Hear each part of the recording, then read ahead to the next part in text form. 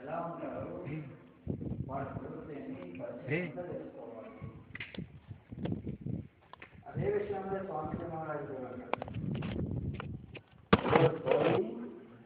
जो शब्द समझिए शब्द बिना दूसरा नहीं चाहिए పురాగుణుల గురించి ఇది ఒక్కటే ఏమి వాళ్ళు స్వయం శబ్ద అభ్యాసం చేసుకుంటూ శబ్దంలో ఐక్యమై వచ్చిన వాళ్ళకి శబ్ద మార్గమే చూపెడుతూ అదే బోధన చేస్తూ ఇంకా దాన్ని వదిలి వేరే మార్గం లేదు ఇట్లా సంపూర్ణంగా తాను ఆ శబ్దంలో ఐక్యమై వచ్చిన వాళ్ళకు శబ్ద మార్గమే బోధిస్తారో వాళ్ళే మాత్రం పూరా గురువులు. అటువంటి గురువులు చాలా విరళం. మరి అటువంటి గురువుల దగ్గర వెళ్ళి వేరే వేష ఆడంబరాలు ఏమీ చూడద్దు. అలక్షణ దేకో సోయి వాళ్ళు ఎలా ఉన్నారు, ఏ జాతి వాళ్ళు, ఏ కులస్తులు, ఏ వేషాలు వేసుకున్నారు, అవి ఏమీ చూడదు. నువ్వు మనకు కావాల్సినది అంశంలో దాడి. బయట ఎవరైతే ఏమి, ఏ వేషవాడైతే ఏమి, ఎట్లుంటే ఏమి, మనకు ఆ సద్గు అంశంలో మార్గదర్శనం చేసేటువంటి మహానుభావులు కావాలి. ఇహలోకంలో పరలోకంలో రక్షణ చేసేటువంటి వాళ్ళు కావాలి. మనసులోని సందేహాలు వస్తాయి. గురువులంటే మనలాగే మనుషులు ఉంటారు కదా, మనుషులకు పూజ చేయడం ఎట్లు? మన పరిస్థితి ఎలా ఉందంటే ఇప్పుడు వెళ్ళి ఆకికి మొక్కుతాం, ఎంతో భావం పెడతాం, భయపడతాం, ఎంతో పూజ్యత్వం ఇస్తాం. ఒక రాతికి ఇచ్చినంత మర్యాద కూడా ఆ సద్గురువుకి ఇవ్వలేదంటే ఎటువంటి మూర్ఖ స్థితి మనది. జడ రూపమైన ఒక శిల ఒక విగ్రహానికి ఎంతో పూజ్యభావం ఇచ్చి దాన్ని మనం దేవుడు అనుకుంటాం. ఇంకా సాక్షాత్ పరమేశ్వరుడే, పరమాత్ముడే మనల్ని ఉద్ధారం చేసేకి వచ్చినటువంటి మహానుభావుని సాధారణంగా రూపంగా చూస్తే ఇది మన అభాగ్యతనని. ఇంకా చూస్తే ఎంతోమంది తులసి, రాగిమానం, అశ్వత్థమానం ఇవన్నీ మానులు పూజ చేస్తారు. కొంతమంది పాములు పూజ చేస్తారు, కొంతమంది పక్షులు పూజ చేస్తారు, కొంతమంది పశువులు పూజ చేస్తారు. సాధారణంగా విషయం తెలుసుకోవాలంటే పంచతత్వాలు ఉంటాయి. ఏది? భూమి, నీళ్లు, అగ్ని అంటే అగ్ని, తర్వాత వాయు, ఆకాశం. అగ్ని అంటే అగ్ని అంటే ఇట్లా 5 తత్వాలు అంటారు. 5 తత్వాల నుంచి రచన చేసిన మనుషులు. ఇంకా చెట్లు మానలో చూస్తారా ఒక తత్వమే ప్రధానం అక్కడ, ఏమి? భూమి. ఇంకా 4 తత్వాలు దైవమాత్రాన్ని నామమాత్రం అనుకుంటారు. ఇంకా క్రిమికీటాలు చూస్తారా 2 తత్వాలు, వాయువు మరియు అగ్ని అన్నారు. పక్షాదులు చూస్తారా అంటే దానిలో 3 తత్వాలు, నీళ్లు, అగ్ని మరియు వాయువు. పశువులు చూస్తామంటే 4 తత్వాలు, భూమి, నీళ్లు, గాలి మరియు అగ్ని. మనుష్య మాత్రమే 5 తత్వాలు సమానం.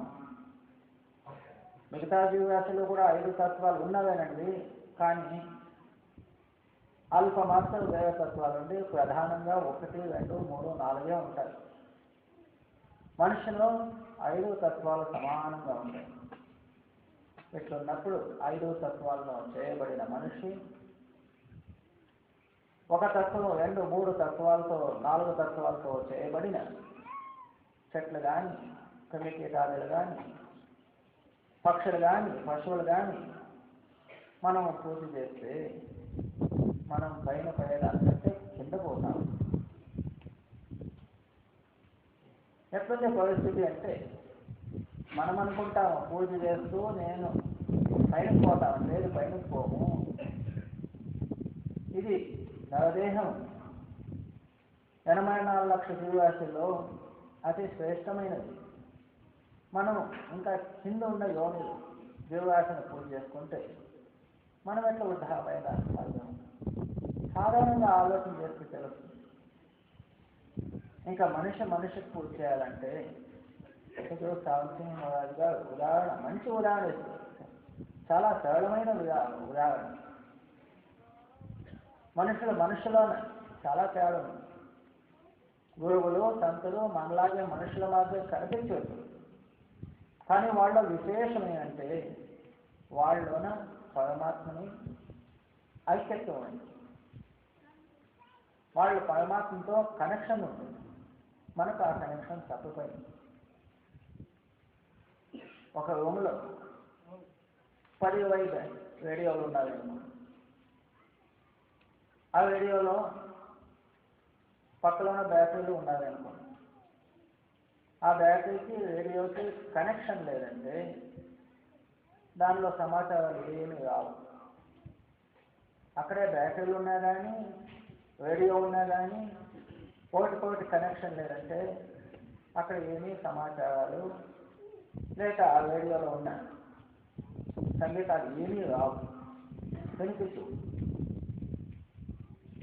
ఎవరు ఏ రేడియోలో బ్యాటరీ కనెక్షన్ ఉన్నదో లేక కరెంట్ కనెక్షన్ ఉన్నదో ఆ ఒక రేడియోలో సమాచారాలన్నీ వస్తాయి. అట్లనే సంతులు మనకు తేడా. ఆ సంత మహాత్ముల సద్గురువులతో పరమాత్మని కనెక్షన్ ఉంది, సీదా కనెక్షన్ ఉంది. మనకు ఆ కనెక్షన్ లేదు. ఎవరు సద్గురువుల చేడపోతారో వాళ్ళకు సద్గురు ఆ నాయన కనెక్షన్ ఇస్తారు. ప్రతి ఒక్కరు గురువులు అవ్వడానికి సాధ్యం లేదు. ఎవరు ఆ శబ్దం అభ్యాసం చేసి శబ్దంతో కనెక్షన్ ఉంటుందో అటువంటి వాళ్ళు ఏమో కనెక్షన్ ఇవ్వచ్చు. ఎవరికి దృష్టి ఉన్నదో వాళ్ళు గుడ్డి వాళ్ళు దోవ చూపవచ్చు. గుడ్డి వాళ్ళు దోవ చూపేది అంటే ఎట్లా అవుతుంది? కళ్ళు తెలిసిన దృష్టి ఉన్నవాళ్ళు అందరకు దృష్టిహీనులకు సహాయం లేదు. అదేవిధంగా మనము దృష్టిహీనులు, ఎందుకంటే ఆ పరమాత్మని చూడలేని స్థితి మనది. చూసేటువంటి దృష్టి లేదు. సద్గురువులకు ఆ దృష్టి ఉంటుంది. వాళ్ళు మనల్ని ఆ పరమాత్మని సందర్శనం ఎలా చేయాలనే అటువంటి అంతర్దృష్టి వచ్చేట్లు చేస్తారు. అందుకని మనము సద్గురువుల పూజ చేయాలి, సద్గురువుల జ్ఞానం చేయాలి, సద్గురువుల దగ్గర పై చేరుకోవాలి. అదే విషయంలో స్వామిజీ గారు చెప్తున్నారు, సద్గురు శరణ ప్రభో నిరుత్యాలి.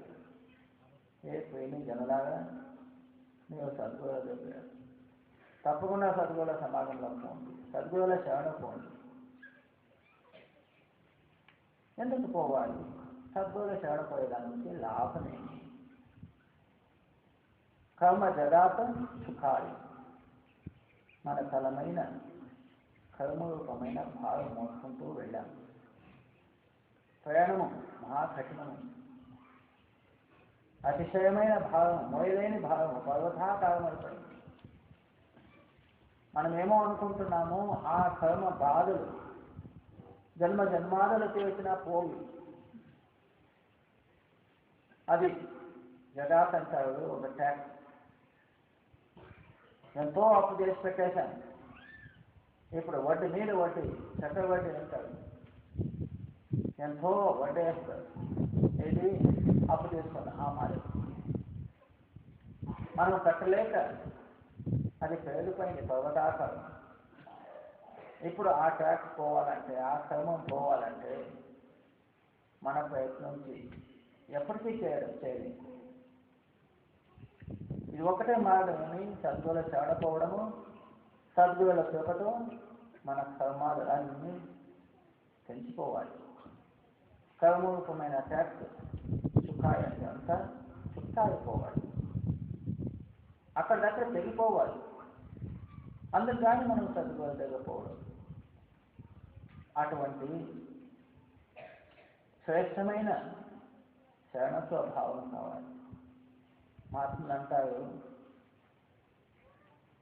జప తపాదులు చేయడము సులభం, దాన పుణ్యాదులు చేయడము సులభం, నామస్మరణ చేయడము సులభమే, కానీ సద్గురుల శరణ పోవడం మహా కఠినము. అందులో చేయలేదన్నమాట. ఎందుకంటే మనసులోనూ ఎన్నో అభావాలు. ఎక్కడ మనస్సు ఉన్నదో, ఎక్కడ బుద్ధి ఉన్నదో వాళ్ళు సద్గురు శరణ పోలేరు. ఆ బుద్ధి ఎలా ఉందంటే మన అల్ప బుద్ధి, కించిత్ మాత్రమైన బుద్ధి, లేక నాశ బుద్ధి అనేది. ఎటువంటి బుద్ధి పెట్టుకొని సద్గురు దగ్గర మనం వెళ్ళినా కానీ ఏమీ ప్రయోజనం లేదు. అక్కడ శరణ పోయిన ప్రమాణమే కాదు. నేను నా మనస్సు నా శరీరం అంతా వదిలిపెట్టి తను మన ధన అన్నాడు. కాయ వాచ మానస సర్వస్వం ఒప్పించినప్పుడు అది శరణ పోయేదానికి అదే లక్ష్యం, అదే గుర్తు. నేను అనేది ఉండకూడదు. అక్కడ ఏమున్నదో అంతా నా సద్గురువే. శరణ పోయిన ప్రమాణమే ఇది. ఇట్లా శరణ పోవడము మహా కఠినం. పోయినప్పుడే మనకు ఆ సద్గురు కృపతోనే కర్మాదులు వెళ్తాయి. ఎందుకంటే జినకో సద్గురు మిలియా తినక లేక నిబడియా. ఎవరు కూడా సద్గురుల శరణపోయారో వాళ్ళ కర్మ లెక్క ఆ ఒక పేపర్ కాగితం సద్గురులు చింపేస్తారు. లెక్క సమాప్తమైపోతుంది. ఇంకా కర్మ బంధనమే లేదంటే కాలుడు లేక యముడు మనల్ని బంధించేదానికి అవకాశమే లేదు. ఇది నియమం ఉన్నది. ఈ నియమాన్ని పాలన చేయాలి. కానీ ఇది మనం వేరే అర్థం చేయడానికి లేదు ఇక్కడ అవకాశం. సీదా మార్గం, సీదా విషయమే. भूल भरम में सब जग पछता, अचरज बात न काहूं सुहाई. ఎంత సరళ విషయంగా చెప్తున్నారు. ఈ విషయాన్ని అందరూ తెలుసుకోలేరు. ఎందుకంటే భూల భరమే సబ్ జగ పచ్చతా. మన జీవితం ఎలా జరిగిందంటే దేవుడు ఎక్కడో ఉన్నాడని అక్కడ ఇక్కడ తిరిగేదే బుద్ధి. సంపూర్ణంగా మనలో ఉండేటువంటి దేవుని మనం మర్చిపోయాం, చూడలేకపోయాం, భ్రమపడ్డాం, తిరుగుతాము. ఇట్లా మనం ఉన్న స్థానంలో దేవుణ్ణి వెతకలేక లేని స్థలాల్లో వెళ్ళిపోవాలి. మహారాజు గారు అంటారు, ఇంతవరకు ఎవరెవరు దేవుని సాక్షాత్కారం చేస్తున్నారో వాళ్ళందరూ తమ ఈ శరీరంలోనే చేసుకున్నారు. కానీ బయట ఇంతవరకు దేవుడు ఎవరికి దొరకలేదు, ఇంకా దొరకడు. అనుమానమే లేదు. పరిస్థితి ఉన్నది ఇట్లా. ఇంతైనా కానీ సంసార జనులు, ప్రపంచంలో ఉన్నవాళ్ళు అజ్ఞానంలో నిండిపోయి అజ్ఞానంలో పడి ఎక్కడెక్కడో దేవుని ఎదుగుతారు. గురువుల శరణ పోవడం వాళ్ళకి తెలియనే లేదు. అసలు గురువుల శోధన చేయరు. అవును. भूल भरम में सब जग पछता, अचरज बात न काहूं सुहाई. ఇటువంటి అద్భుతమైన సద్గురుల శరణ పోయేటువంటి వాక్యం వాళ్ళకి ఇష్టమే కాదు. వాళ్ళ మనసులోన ఇటువంటి గుణం అనేది రాదు. ఎందుకంటే జన్మ జన్మాల నుంచి ఇట్లా మనం బయట తిరిగేటువంటి అలవాటు అయిపోయింది. भागहीन सब जग मायावश, यह निर्मल गति कोई न पाए. సద్గురుల శరణపోయేటువంటి నిర్మలమైన స్థితి, నిర్మలమైన మార్గం ఎవరెవరు తెలుసుకుంటారంటే భాగ్యవంతులే తెలుసుకుంటారు. భాగ్యహీనులు వాళ్ళకి ఎంత చెప్పినా కానీ వాళ్ళు వినలేరు, తెలుసుకోలేరు. తెలుసుకున్నా కానీ విన్నా కానీ మనసులో ఒప్పుకోలేదు. అటువంటి వాళ్ళు భాగ్యహీనులు ఉంటారు. మనం ఎవరి దగ్గర వెళ్ళి సాష్టాంగ నమస్కారం చేయొచ్చు. బయట మనం ఎంతో పొగడొచ్చు, లోపల మనస్సులోనూ ఒప్పుకోవాలి కదా. అదే సంపూర్ణ దృఢ విశ్వాసం కావాలి కదా. సద్గురుదే పరమాత్మని నమ్మాలి కదా. గురు పరమేశ్వరుడు ఏకో జాన, గురువు పరమేశ్వరుడు ఏమీ అంతం లేదు. ఆ పరమాత్మని జీవుల ఉదాహరణ కోసం సాకార స్వరూపంగా వచ్చినప్పుడు గురవయ్యాడు. అంతరంలో అదే శబ్ద స్వరూపము, అదే పరమాత్మని స్వరూపము. రెండు లేదు అక్కడ, ఉన్నది ఒక్కటే. మనం రెండు చూస్తాం, రెండు అనుకుంటాం. ఇది ద్వైత గుణం, మహాకఠినం. అది గురువే పరమాత్మని నమ్మేది మహాకఠినం. చిన్న రాయిని దేవుడు అంటాం, ఎంతో పూజ్యత్వం ఇస్తాం. ఇప్పుడేమి పెద్ద పెద్ద గుళ్ళు లక్షోపలక్ష జనాలు వెళ్తారు. ఎందుకు? దేవుడు అని భావిస్తారు. ఒక సద్గురువుని పరమాత్మని నమ్మేది అందుచేత ఇది కాదు. जिन पर दया आदि करता की तो यह अमृत जीवन चारी. ఎవరి మీద ఆ పరమాత్మని కృప కలుగుతుందో, ఎవరు ఆ పరమాత్మని కృపకు పాత్రలవుతారో వాళ్ళే ఆ సద్గురు దగ్గర శరణపై సద్గురుకి వచ్చేటువంటి అమృత మార్గం వాళ్ళే పాలన చేస్తారు. అంతలో అమృత పానం చేస్తారు. పరమాత్మనే కృప చేస్తే మాత్రం అటువంటి వాళ్ళని పరమాత్మనే గురువు దగ్గర తీసుకెళ్తారు. మనం మన బుద్ధితో ఏమీ చేయలేదు.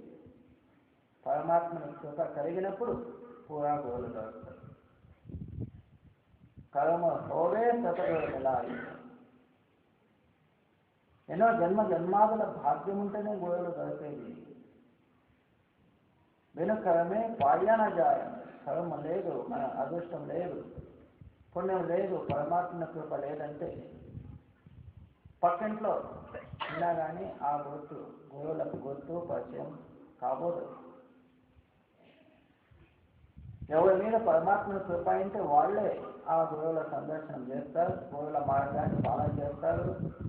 అంతరంలో అభ్యాసం చేసి ఆ నామముతో నా అంతరి అనుభవం, ఆ సద్గురుల కృప ఏమి అదంతా లోపల వాళ్ళు తెలుసుకుంటారు. कहाँ लग महिमा कब इस गति की, फिर ले गुरुमुख चिन्हत तारी. సద్గురుల శరణపోవడం, సద్గురుల భక్తి చేయడం, ఈ స్థితి మాటలతో వర్ణం చేయడానికి కాదు. వేళ గురుముఖులే తెలుసుకుంటారు కానీ మనముఖులు తెలుసుకునే విషయమే కాదు. ఎవరో కోటి జన నానక కోటనమే ప్రజల రామకోపాలు. ఎవరో కోట్యావధి జీవుల వద్దు సద్గురువే పరమాత్మను నమ్మి సద్గురువులే ఇచ్చిన మార్గం దాన్నే పాలన చేసేటువంటి వాళ్ళు భాగ్యవంతులు, గురుముఖులు. ప్రతి ఒక్కరు చేయాలని అనుకున్నా కానీ వాళ్ళ చేత కాబోదు. వాళ్ళు ఏంటారు వేళ అన్నారు. बिन गुरु चरण और नहीं भावे, इस आनंद में रहे समाये. వాళ్ళు ఎప్పుడు ఆ సద్గురుల ఆనందం, సద్గురుల దర్శనం చేస్తూ వాళ్ళ మాట వాళ్ళ సత్యం విని ఆనందిస్తుంటారు. సర్వస్వం సద్గురువే అయిపోయింటారు. వాళ్ళ మనసులో ఎలా ఉంటుందంటే సద్గురుల భక్తి, సద్గురుల పూజ వదిలి ఏమీ వాళ్ళకి ఏమీ ఇష్టం కాబోదు. అటువంటి వాళ్ళ దగ్గర 3 లోకాల సంపద తెచ్చిపెట్టినా కానీ వాళ్ళు వద్దు ఉంటారు.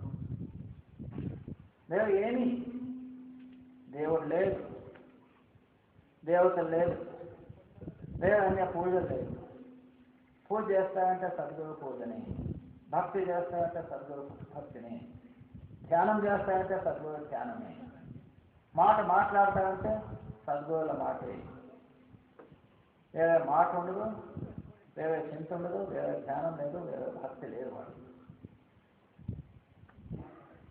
పంజాబ్ రాష్ట్రంలోన ఒక మహాన్ భక్తుడు ముసల్మాన్ల సమయము అక్కడ పీలన్ కలియాడని ఒక గ్రామం అనుకోండి, లేక ఒక పట్టణం అనుకోండి. ఒక శిష్యుడు సిటీలో ఇట్లే తిరుగుతూ ఉంటాడు. తిరుగుతూ ఆయనకి ఇంత గోవుల మీద ప్రేమ, కూర్చున్నా, నిలుచుకున్నా, పడుకున్నా, లేచినా, మాట్లాడుతున్నా, ఎప్పుడు తింటున్నా, ఎప్పుడూ సద్గురు ధ్యానమే, సద్గురు వాక్యమే, సద్గురుల ధ్యానమే. అకస్మాత్తుగా దారిలో పోతూ తమ గురువుల పేరు పలికించాడు, భీకా సాహెబ్ అని. దారిలో అనుకుంటూ పోతున్నాడు, హే సద్గురువే భీక్, హే సద్గురువే భీక్ అన్నాడు. ముసల్మాన్ శిష్యుడు పోయేప్పుడు దారిలోనే అకస్మాత్తుగా ఇట్లా అనుకుంటూ జపం చేసుకుంటూ పోయేప్పుడు అక్కడ ఒక ముసల్మాన్ ఖాదీ ఎదురు వచ్చాడు. ముసల్మాన్లు చూసినప్పుడు ఒకరికొకరు ఏమనుకుంటారు, అల్లా, ఖుదా, రసూల్, వాళ్ళ దేవుళ్ళ పేరు చెప్పుకుంటారు, మహమ్మద్. ఇతను ఇవన్నీ చెప్పేది వదిలిపెట్టి భీకా భీక్ అంటున్నాడు. ఇది విచిత్రంగా కనిపిస్తుంది. పక్కకు పిలిచి ఆయన్ని, నువ్వు ఇది వదిలిపెట్టి అల్లా, ఖుదా లేక రసూల్ ఇది ఏమన్నా జపం చెయ్యి, ఇది ఏదో పనికి రాంది, దీన్ని వదిలిపెట్టు. ఎంత పాఠం చెప్పించినా కానీ ఆయన అదే పలుకుతున్నాడు, ఏమి భీక్ భీక్ భీకాస్తారు, భీక్ సాగరు. ఇతను కోపం వచ్చింది. ఇంకా నేను బుద్ధి చెప్పి వినేవాడు కాదు. ముసల్మానులు న్యాయం చేయాలంటే వాళ్ళు న్యాయం చేసే వాళ్ళే ఉంటారు, ఉల్మాన్. వాళ్ళంతో మసీదులో ఒక 10 జనం 20 జనం ఉంటారు అనుకోండి, న్యాయం చేసేటువంటి వాళ్ళు. వాళ్ళ దగ్గర తెలుసుకెళ్ళాడు. ఇతడు ఏదో వేరే పేరు పలకించుకున్నాడు, జపం చేస్తున్నాడు, వీనికి కాస్త బుద్ధి చెప్పండి, న్యాయం చేయండి. వాళ్ళందరూ కలిశారు. వీనికి చెప్పారు, అయ్యా ముసల్మాన్లు ఇది జపం చేయాలి. అంతా చెప్పించారు. పాఠం అంతా చెప్పించినా కానీ నేను అదే పాట, మొదటి పాట ఏమి గురువుల మాటని. వాళ్ళ కోపం వచ్చింది. దండించారు, కొట్టారు, తిట్టారు, ఏం చేసినా కానీ ఆయన ఏమీ బదులు కాదు. ఇంకా ఇట్లే వదిలిపెట్టి మన జాతికి అవమానం అనుకొని ఇతను ఉండకూడదు, ఇతనికి మరణదండన, మరణశాసనం, శిక్ష ఇవ్వాలి అని తీర్మానం చేశారు. కానీ ఆ సమయంలోనే మరణదండన శాసనం చేయాలంటే ఢిల్లీలో ఆ సమయంలోన అక్బర్ ఉండేవారు. రాజా అక్బర్ ఆయన ముద్ద కావాలి, ఆయన సీల్ అయ్యారు. ఆ మరణ శాసన పైన ఆయన ఒప్పుకోవాలి.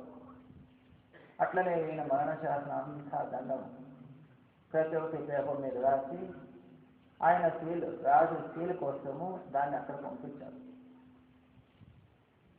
అక్బర్ రాజు మహాజ్ఞాని, ఇదంతా చదివాడు. ఎందుకు ఇతనికి మరణదండన కారణం ఏమి అంతా చదివాడు. వాళ్ళు ఏమీ రాసినారు, ఇతనికి ఎంత బుద్ధి చెప్పినా కానీ రహీం, రసూల్, అలా ఖుదా ఏమీ చెప్పుడు లేదా ఏమో ఉపయోగపడుతుంది దానికి ఇతనికి మరణదండన అని. అక్బర్ తెలుసుకున్నాడు ఇతను ఎవరో మస్త పట్టేవాడు ఉండొచ్చు. ఆయన పిలంపించాడు, తక్షణం పిలంపించాడు. అక్బర్ అడిగాడు, నీ గురువులు ఎవరు? భీక్ సాహెబ్. నీ పరమాత్ముడు ఎవరు? భీక్ సాహెబ్.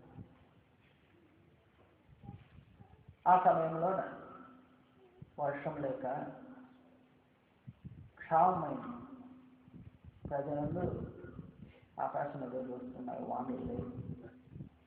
అప్పుడు అక్బర్ అంటాడు, నీ గురువులు నీ పరమాత్మ అంతా ఒకడే నిజమైతే ఈసారి వానోపచారాలు చేయమని నీ గురువు అడుక్కోనకు.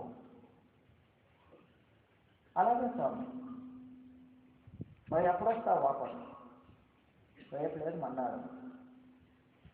అలాగే కాలిపోవాలి. అక్కడ ఉన్నారు సలహా ఇచ్చేటువంటి వాళ్ళు రాజ్యసభలో ఎంతోమంది ఉంటారు. స్వామి ఇట్లా వాడిని ఏడవదండి, ఆయన తప్పించుకొని వెళ్ళిపోతాడు, మళ్ళీ చిక్కాలు చూడండి. అక్బర్ అంటాడు, నాకు విశ్వాసం అని, వదిలిపెట్టండి.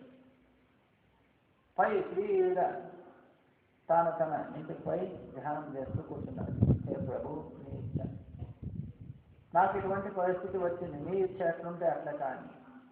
హే సద్గురువే, నిన్ను తప్పి నాకు పేరు ఎవరో మారలేదు, నీ కృప ఏముందో అది కానీ. నా ధ్యానము కేవలం నీ ధ్యానం ఒక్కటి. ఇట్లా ధ్యానం చేస్తూ చేస్తూ భక్తునికి పరమాత్మ ఎప్పుడు వదిలిపెట్టు. ధారాకాలంగా వర్షం కురిసింది. రెండవ దినము తీరా అక్బర్ దర్బార్కి వెళ్ళాడు ఢిల్లీలో. అక్బర్కి సంతోషం. మీ గురువులు వాడిని తెప్పించాడా? నేను అన్నాడు. మరి నీ గురువుల కోసం నేను రాజ్యమే ఇస్తాను. నువ్వు చేసిన ఉపకారానికి నేను ఎంతో బంగారాదులు కానుక అంటే బహుమానం పెట్టి ఆయనకి చెప్పయ్యారు. ఆయన, స్వామి నాకెందుకు, నా సద్గురు నాకున్నప్పుడు ఇదంతా తీసుకొని నేనేం చేస్తున్నావు, నాకు ఇది ఏమీ వద్దు. అయినా కానీ రాజుడు ఇతని ప్రేమకు మెచ్చి 21 గ్రామం పట్టా రాసి ఇది నీ గురువులకు అర్పితము అని ఇచ్చారు. ఆయనకి ఏం కావాలి? ఆ ఒక 21 గ్రామం తీసుకొని ఏం చేయాలి? ఆయన ఏమో పట్టా చేతిలో పెట్టుకొని వెళ్ళిపోయాడు అంతే. ఆయనకి ఏం పట్టలేదు. అకస్మాత్తుగా కొన్ని రోజుల తర్వాత గురువుల దర్శనానికి వెళ్ళాడు. అప్పుడు గురువులు అడిగినారంటే, శిష్యుడా, నువ్వు ఆ సమయంలో ధ్యానం చేస్తూ నువ్వు నన్ను ఏమైనా అడిగితే నిన్నే దేవుని చేసి పెట్టేస్తుంటే, ఆ సమయంలో నేను ధ్యానంలో ఉన్నాను, నా గురువుల ధ్యానం. ఆ సమయంలో నువ్వు వర్షం వాన గురించి అడిగావు. ఆ సమయంలో నువ్వు దేవుడే కావాలంటే దేవుని చేసి పెట్టేసేవాడిని నేను అన్నాడు. అప్పుడేమన్నాడు, ఏ సద్గురువే, నా సర్వస్వము నువ్వే, నా దేవుడు నువ్వే, నేను ఇంకా వేరే దేవుడు ఎందుకు కావాలి? నాకు ఇంకేమీ వద్దు, దేవుడు వద్దు, దేవతలు వద్దు, ఎవరు వద్దు. నాకు నీ ఒక ప్రేమ ఉంటే చాలు, నీ కృప ఉంటే చాలు. నాకు నువ్వు పైగంబర్ చేయొద్దు, దేవుడు చేయొద్దు, ఏమీ లేదు. సదా నీ జ్ఞాపకం, నీ ప్రేమ, నీ విశ్వాసం ఇంతే చాలు. దీన్నే ఆశీర్వదించమని పేర్కొన్నాడు. నిజమైన శిష్యుడైతే ఇలా ఉంటాడు. సర్వస్వము సద్గురువే, సద్గురు మినహా లేదు ఏమీ లేదు. నిజమైన భక్తులకు ఇలా ఉంటుంది. మరియు శిష్యుల ప్రేమ ఇలా ఉంటుంది. दर्शन करत पिंड सुध बोली, फिर घर बाहर सुध क्या आए. ఆ సద్గురుల దర్శనం చేస్తూ చేస్తూ తమని తాము మర్చిపోతారు. నేను ఎక్కడున్నాను, ఇంట్లో ఉన్నానా, బయట ఉన్నానా, నేను ఎవరు, ఏమీ గుర్తుండదు, దేహ స్మృతినే ఉండదు, పిండ స్మృతి కూలి. నేనెవరు, నా శరీరము ప్రతి ఒక్కటి మర్చిపోతాయి. మనము వెళ్తాము సద్గురు దర్శనం, అంతా ఊరు పక్కే ధ్యాస. ఒక్కొక్కరు వస్తారు, ఏమొచ్చారు స్వామి, దర్శనానికి వచ్చాం. మరి వెళ్తాం, అడిగి దర్శనం వెళ్తాం, వెళ్ళేదే లక్ష్యం పెట్టుకొని వస్తారు. కానీ ఆ దర్శనం అంటే ఏమది? గురువుల దర్శనం చేస్తూ చేస్తూ నేను ఎవరు, నా శరీరం, నా కులము, నా ఊరు ఏమీ గుర్తుండదు అక్కడ. దానికి ఏమంటారు, ఒక ఏకాగ్రత అంటారు. దానిలో ప్రతిఫలం దొరుకుతుంది. మనం అంతా నింపుకొని ఏదో కారణానికి అట్లే పోయినప్పుడు అట్లే దర్శనం చేసుకుంటాం. మహనీయులందరూ ఏమంటారు, ఆ ఒక్క ప్రేమ కలగాలంటే జన్మ జన్మాదుల సంస్కారం కావాలి.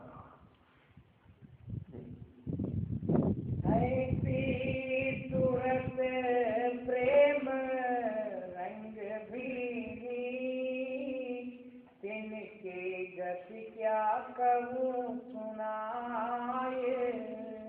ఆ అద్భుతమైన ప్రేమము, దాని స్థితి, దాని అనుభవము ఏమి చెప్పడానికి రాదు, మాటలతో వర్ణన చేయడానికి కాదు. వాళ్ళ దృష్టిలో ఆ సద్గురు ఒక్కరే కనిపిస్తారు, కానీ ఇంకా ఏమీ కనిపించదు. ప్రపంచంలో ఎంత వైభవం ఉన్నా కానీ కంటికి కనిపించదు. వాళ్ళకి ఏమి అర్థం లేదు, కావాలనేది లేదు. వాళ్ళ కంటికి కనిపించేది ఒకటే ఒకటి. ఒక ఉదాహరణ చెప్తావేమి, ద్రోణాచార్యులు పాండవులకి కౌరవులకి చిన్న వయసులో ఉన్నప్పుడు ధనుష్య బాణాదులు ఆ విద్య నేర్పిస్తూ ఉండేవాడు. మంచి ప్రసిద్ధమైన గురువు ద్రోణాచార్యులు. వీళ్ళందరూ పిల్లలు ఎవరు, పాండవులు కౌరవులు. బాల్యం నుంచినే ఈ బిల్లు బాణం, ధనుష్య బాణం నేర్పిస్తూ ఉంటారు. ఒక సమయంలో అందరినీ పరీక్ష పెట్టాలని ప్రతి ఒక్కరిని లైన్లో నిలుచుకోమన్నాడు. ఒకరు అయ్యాక ఒకరు రండి, మిమ్మల్ని అందరినీ పరీక్ష చేయాలి ఈ రోజు. మొట్టమొదట ధర్మరాయుడు పెద్దవాడు, ఆయన పిలిచాడు. తీసుకొని ఈ బిల్లు బాణం, ఈ ధనుష్య బాణం పట్టుకొని ఏమి పరీక్షకు ఏం పెట్టాడంటే, ఒక పెద్ద వృక్షం, ఆ మాను వ్యర్థమైన స్థానము, ఆ మాన పనులో ఒక చిన్న బొమ్మ, పక్షి మాదిరి, ఒక గువ్వ మాదిరి బొమ్మ అక్కడ కట్టారు. ఏం హుకుం చేస్తాడు, హే ధర్మరాయ, నువ్వు ధనుష్య బాణం పట్టుకొని ఆ మాన మీద ఒక పక్షి ఉన్నది, పక్షి బొమ్మ, తీరా ఆ పక్షి తలకి నువ్వు బాణం మీద. తెలిసిందా? తెలిసింది గురువు. సరే తీసుకో ధనుష్య బాణం. తీసుకున్నాడు. కాసేపు నిల్లు. ఇప్పుడు నువ్వు ధనుష్య బాణం పట్టుకున్నావు, పరీక్షకు నిలుచుకున్నావు. నీ బంధువులంతా నీకు కనిపిస్తున్నారా? అవును స్వామి, ఎదురుగానే ఉన్నారు. నేను కనిపిస్తున్నానా? అవును స్వామి, తాము కనిపిస్తున్నారు. సరే నువ్వు ధనుష్య బాణం కిందకు పెట్టి పక్కకు రా. బాణం వదిలేయడానికి అవకాశం ఇవ్వలేదు, నువ్వు పక్కకు రా. పక్కకు వచ్చేసాడు. తర్వాత భీముడు భీముని ధనుష్య బాణం పట్టుకున్నాడు. అదే ప్రశ్న అడిగాడు. పట్టుకో, ధనుష్య బాణం పట్టుకున్నాడు. ధర్మరాయుడు ఎక్కడ నిలుచుకున్నాడు? స్వామి ఎడం పక్కన నిలుచుకున్నాడు.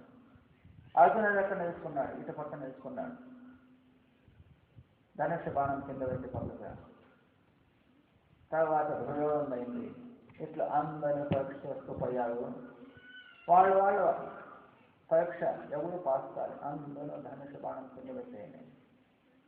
ఇంకా అర్జునుడి సమయం వచ్చింది. అర్జునుడు ధనుష్య బాణం పట్టుకున్నాడు. అప్పుడు తీసుకో ధనుషు బాణం పట్టుకున్నాడు. ఈ మాను కొమ్మ పైన పక్షి కనిపిస్తుందా?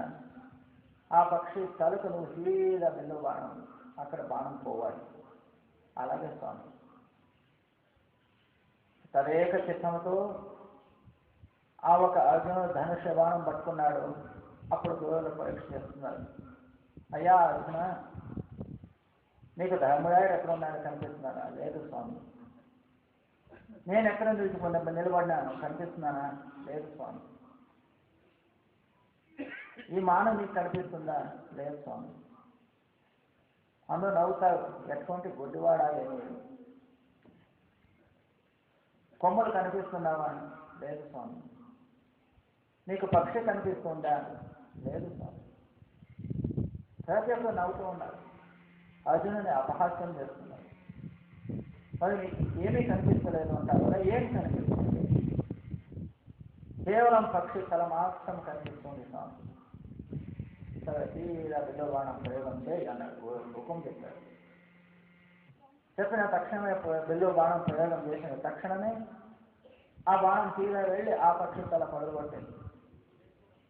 గురువులు శభాష్ అన్నారు, తెచ్చుకున్నారు.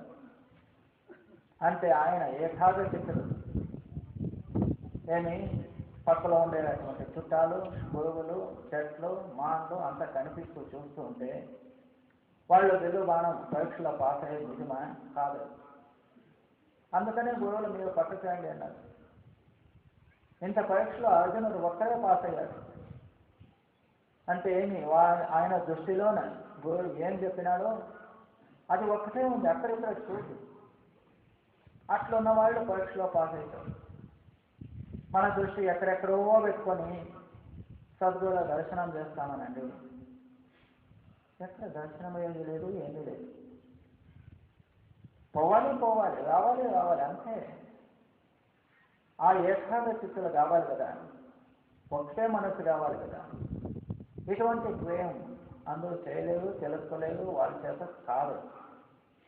ఎవరో వేళాజనులు భాగ్యవంతులు, వాళ్ళ గురుముఖులు, వాళ్ళ గురుదర్శనం, గురువుల ధ్యానం వాళ్ళు చేయగలరు. ఇది ప్రతి ఒక్కరి మాట కాదు. అవును.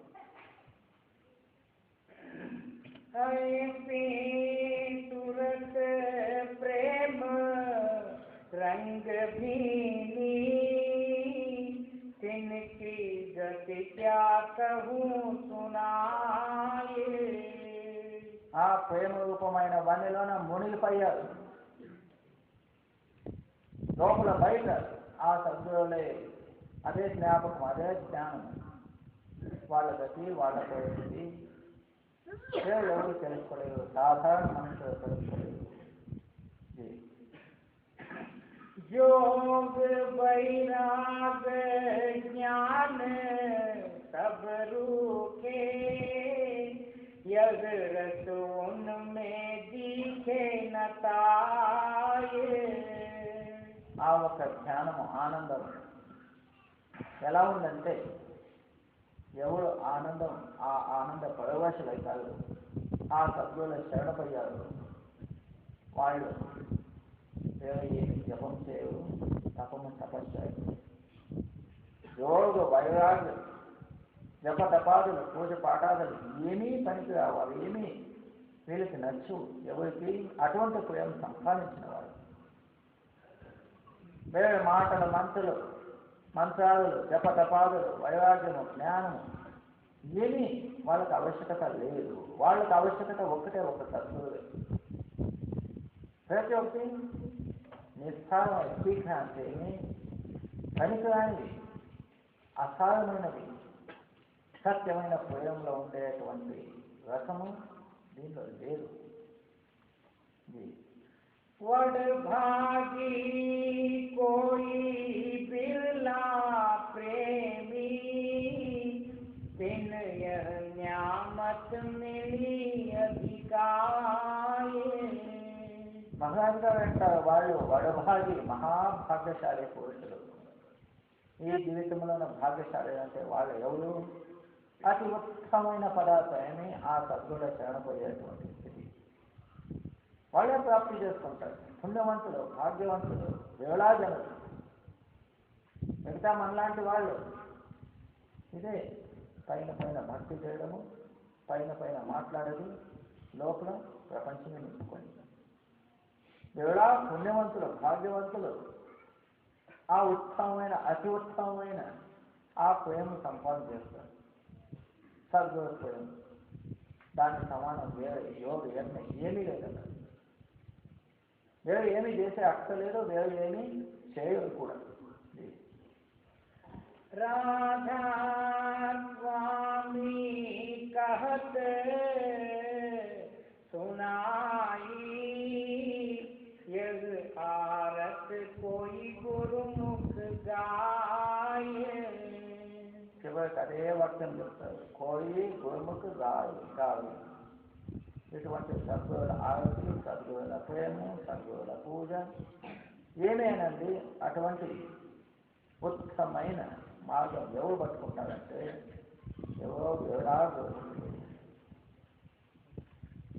जो मार्ग जो दे लखाई सोई निज कर्म हुआ पाई.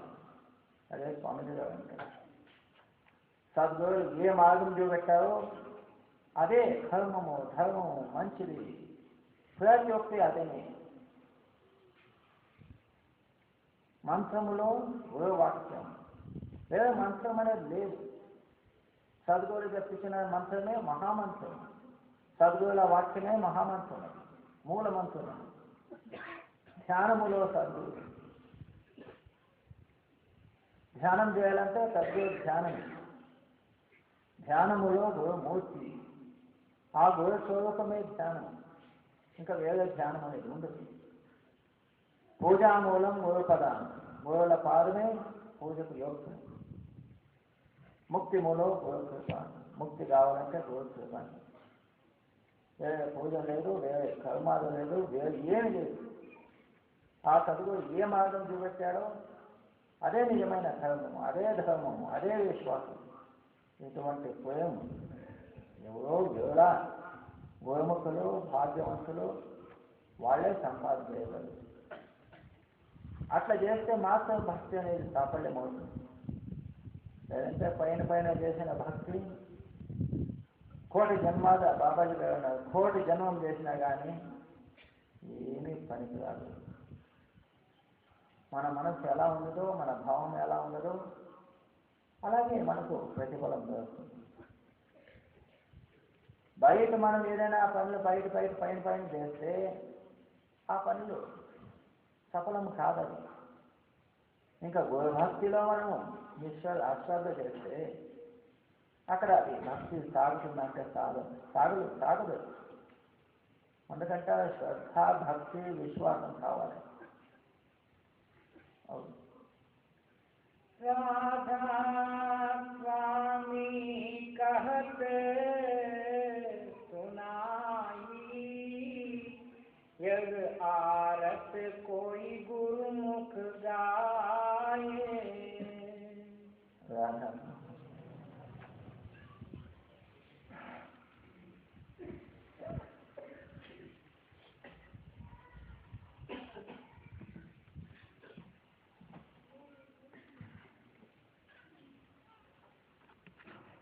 ఈరోజు సాయంత్రం వెళ్ళాలా అనుకున్నాము, కానీ అవకాశం కాలేదనే దానికంటే ఇక్కడ ఒక సత్సంగం, బాబాజీ గారి సత్సంగం వినేదానికి ఒక అవకాశం కలిగింది అనుకోవాలి. వెళ్ళడానికి అవకాశం కాలేదనేది తప్పే, ఉండడానికి ఒక అవకాశం కలిగింది. ఇప్పుడు ఈ సాయంత్రం సత్సంగం చేసుకుని పొద్దున్నే ఉదయం అయినంత త్వరగా ఇక్కడి నుంచి వెళితే అది అలాంటిలో స్ట్రైకు ప్రారంభం అయ్యేదానికంటే మొదటే వెళ్ళాలని అనుకుంటున్నాము. సాధారణంగా 5 గంటలకి